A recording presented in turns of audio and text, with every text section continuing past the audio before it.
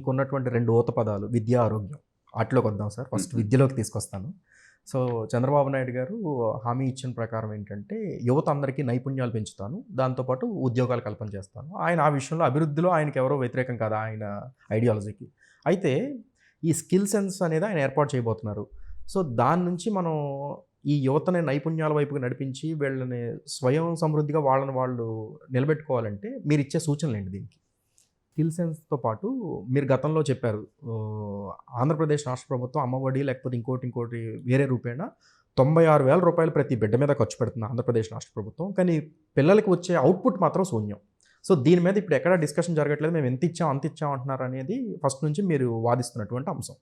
So, ఇక్కడ English mediums మేము తీసుకొచ్చామని last government చాలా ప్రొడక్టివ్‌గా, కన్‌స్ట్రక్టివ్‌గా మిమ్మల్ని క్రిటిసైజ్ చేశారు. కానీ అప్పుడు కూడా మీరేం చెప్పారంటే, ఇంగ్లీష్ రాని పిల్లలకి ఇంగ్లీష్ రాని పంతులు ఇంగ్లీష్‌లో పాఠాలు చెప్తున్నారు. దాన్ని మీరు విద్య అంటున్నారు.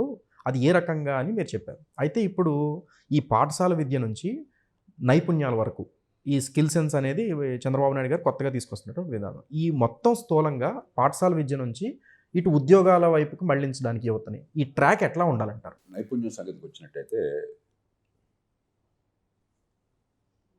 2 ప్రాథమికంగా ఆలోచించాలి. ఒకటి, ప్రపంచం శరవేగంగా మారుతోంది. ఇందాక అనుకున్నాం, గత 50 ఏళ్లలో ప్రపంచంలో 30-40 రెట్లు సంపద పెరిగింది. మన దేశంలో వచ్చే 50 ఏళ్లలో బహుశా 20-30 రెట్లు సంపద పెరగబోతోంది. ఎందుకంటే మనం ఇంకా చాలా అట్టడుగు స్థాయిలో ఉన్నాం కాబట్టి ప్రపంచంతో అలా పెరగదు. వాళ్ళు అప్పటికే చాలా ఉచ్చ స్థితిలో ఉన్నారు. మనం అట్లా కాదు, చాలా కింద స్థాయిలో ఉన్నాం. కాబట్టి మారుతున్న సాంకేతిక విజ్ఞానాన్ని ఆధారంగా చేసుకుని ఈ కొత్త రకాల నైపుణ్యాలు కనుక స్పేస్ ఇవ్వకపోతే గత కాలంలాగా ఆలోచిస్తే ఉపయోగం లేదు. ఉదాహరణకి సౌర విద్యుత్తు, లేకపోతే electric vehicles, electric motorcycles, స్కూటర్లు, ఎలక్ట్రిక్ బైసికిల్స్, వీటి ప్రభావం ఇప్పుడు దేశం మొత్తంలో విద్యుత్ ఉత్పత్తిలో 6% ఉన్నది ఈ రెన్యూవబుల్ ఎనర్జీ. వచ్చే 10 ఏళ్లలో బహుశా 50-60% వెళ్ళిపోతుంది. కాబట్టి దాన్ని దృష్టిలో ఉంచుకొని కొత్త నైపుణ్యాలు కావాలి. ఈవేళ ఈ సోలార్ పవర్ లేకపోతే ఎలక్ట్రిక్ వెహికల్స్ మేనేజ్ చేయాలని చెప్పంటే మీకు సర్వీసింగ్ చేయడానికి మనుషులు లేరు. కాబట్టి నైపుణ్యాన్ని వచ్చే 10-20 ఏళ్లలో జరగబోతున్న మౌలికమైన మార్పులు మన కళ్ళకు కనిపిస్తున్నాయి. దాని దృష్ట్యా ఆ డైరెక్షన్లోకి పంపించాలి. అంతేగాని గత కాలంలో కొన్ని నైపుణ్యాలు కొన్ని అవసరం, కానీ అవి మాత్రం చాలవు. రెండోది, ఐటీఐలు ఉన్నాయి. అసలు ఈ ఉద్దేశంతో ఐటీఐలు పెట్టాం. అవి నిర్జీవంగా నిస్త్రాణంగా పడి ఉన్నాయి. అక్కడ మెషినరీ లేదు, ఉంటే మెషినరీ వాడేవాడు లేడు. అక్కడ మీకు పాఠాలు చెప్పే మాస్టర్ గారు ఎంత మంచివాడైనా 30 ఏళ్ల క్రితం ట్రైన్ అయిన మనిషి. ఆ 30 ఏళ్ల క్రితం టెక్నాలజీకి వాళ్ళకి సంబంధం లేదు అసలు. ఆ మెషిన్స్ ఇవాళ ఎక్కడెవడు వాడు ప్రపంచంలో ఎంత వేగంగా మారిపోతుంది. వాటిని ఆధునికీకరించాలి. గవర్నమెంట్ ఆధునికీకరించి డబ్బులు పెడతామంటే ఉపయోగం లేదు. కాబట్టి ప్రైవేట్ రంగానికి ఇచ్చేయండి. ప్రతి ఐటీఐని కూడా ఎంత స్టైపండు, ఎంత జీతపత్యాలు ఖర్చు పెడుతున్నా ఇచ్చేసి మొత్తం కావాల్సిన మార్పులు వాళ్ళు చేసుకోమనండి. ఏం కావాలంటే చేసుకోమనండి. ఒక్క షరతు, ఖచ్చితంగా నైపుణ్యం అందాలి. వాళ్ళు ఏం చేస్తున్నారు ప్రభుత్వానికి తెలియాలి. 2, వీళ్లలో అత్యధికులకి 100 మంది కాకపోయినా కూడా ఉపాధి ప్లేస్మెంట్ జరుగుతుండాలి ఎక్కడైనా సరే, గౌరవప్రదమైన జీతంతో. ఆ 2 షరతులు అమలయ్యేటైతే ప్రైవేట్ రంగంలో ప్రతిష్ఠ, ఉదాహరణ తెలంగాణలో ఇప్పుడు టాటాస్ వచ్చేస్తామని చెప్పి అంటున్నారు. నన్ను ఊరికే టాటాస్కి మీరు బిల్డింగ్ని కట్టడం చెప్పడం కాదు, వారికి మేనేజ్మెంట్ ఇచ్చేయండి, మనసు పెట్టి చేయమనండి. క్రెడిబిలిటీ ఉన్న వాళ్ళకి ఇవ్వండి. 1000 కోట్లు 2000 కోట్లు తక్కువ లేకుండా ఉన్న టర్నోవర్ ఉన్న వాళ్ళకి ఇవ్వండి. అదే 10,000 కోట్లు టర్నోవర్ ఉన్న వాళ్ళకి ఇవ్వండి.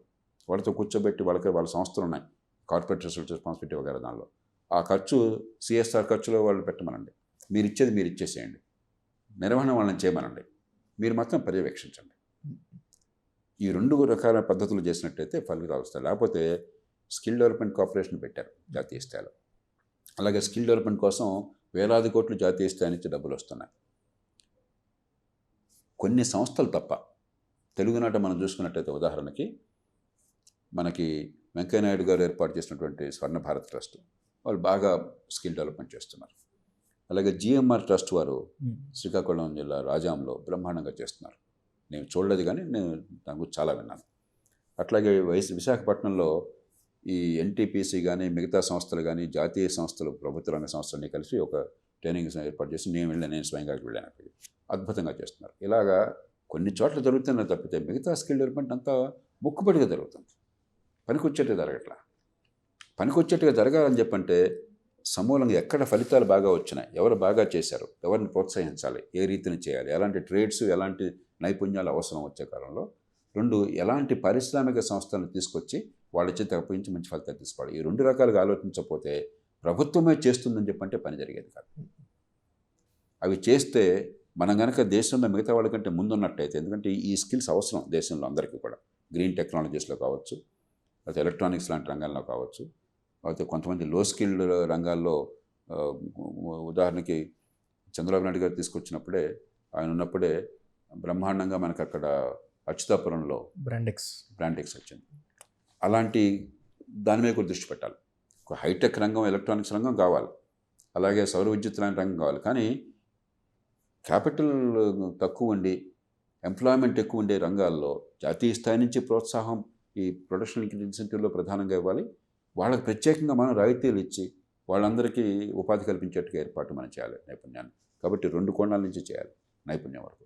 ఇంకా విద్య వరకు ₹1 అదనంగా ఖర్చు పెట్టక్కర్లా, నేను గ్యారంటీగా చెప్తున్నాను. పెట్టే ఖర్చు సద్వినియోగం ఏర్పాటు, రీస్ట్రక్చర్ చేయండి, రీపర్పస్ చేయండి. అందుకే నేను చెప్పేది, రీపర్పసింగ్ కూడా జీతాలు బాగా మార్చలేరు కదా. ఈ ₹15,000 కొంత డబ్బు కనుక రీపర్పసింగ్ ఉపయోగిస్తే చాలా తేలిగ్గా ఉంటుంది. అలా ఖర్చులాగా పెడుతున్నారు, ఉపయోగం లేదు. మన దేశంలో ప్రతి తల్లిదండ్రులు కూడా పిల్లల భవిష్యత్తును కోరుకునేవాళ్ళు, దానికోసం ఏ త్యాగానికైనా సిద్ధపడేవాళ్ళు, వాళ్ళ అవసరాలు చంపుకునే పిల్లల కోసం బతికేవాళ్ళు. కాబట్టి ఈ డబ్బుని కనుక దీనిలో కొంత భాగాన్నైనా సరే విద్యా ప్రమాణాలు పెరగడం కోసం దేశంలో చాలా కసరత్తు జరుగుతుంది. గత ప్రభుత్వం కూడా కొన్ని ప్రయత్నాలు మొదలెట్టింది, కానీ ఎంతసేపటికి బిల్డింగ్లు బాగా కట్టాలని చూపెట్టారు, కానీ ఏ మేరకు నైపుణ్యం వస్తుందని పెద్దగా పట్టించుకోలేదు. కానీ ఆ డైరెక్షన్ సరైందే, కనీసం ఒక ప్రయత్నం మొదలైంది. ఇంగ్లీష్ మీడియం సంగతి సరే హాస్యాస్పదం, మీరు చెప్పినట్టు కదా, పక్కన పెట్టండి. పిల్లవాడికి అర్థం కాకుండా పాఠాలు చెప్పేదంటే మీరు విద్య ఎట్లా వస్తుంది? ఏ భాషనే పిల్లడికి అర్థమయ్యే భాషలో కావాలి. మన పిల్లల్ని, తల్లిదండ్రులని పిల్లల్ని మోసం చేయకూడదు. కానీ నైపుణ్యం అందించడం కోసం 15 ఏళ్ల వయసులో ఏ విద్యని కోరుతున్నామో, ఎలాంటి నైపుణ్యాన్ని ఆ పిల్లల నుంచి మనం ఎక్స్పెక్ట్ చేస్తున్నామో అది అందించినట్లా అనేది సెంట్రల్ ఇష్యూ. ఇవాళ ఎంత డబ్బు ఖర్చు పెట్టాం, ఎంతమంది టీచర్ని పెట్టాం, మరి ఎంతమందిని జాబ్ క్యాలెండర్ పెట్టాము, ఎంతమందిని మెగా డిఎస్సి పెట్టాము, ఇది ముఖ్యం కాదు. ఇది పిల్లల జీవితంతో సంబంధం కాదు. పిల్లలకు ఒక్కటే, ఈ పిల్లలకి దేవుడిచ్చిన తెలివితేటలు ఏ మేరకు బయటపడ్డాయి, ఏ మేరకు వాళ్ళకి నైపుణ్యం వచ్చింది, ఏ మేరకు చదవటం, రాయటం, గణిత పరిజ్ఞానం, కొంచెం ఆలోచించే శక్తి వచ్చింది. అది వస్తే బతకగలరు, లేకపోతే బతకలేరు. కాబట్టి దాని చుట్టూ విద్యలో మార్పులు తీసుకోవాలి, ఒక్క పైసా అదనం ఖర్చు లేకుండా.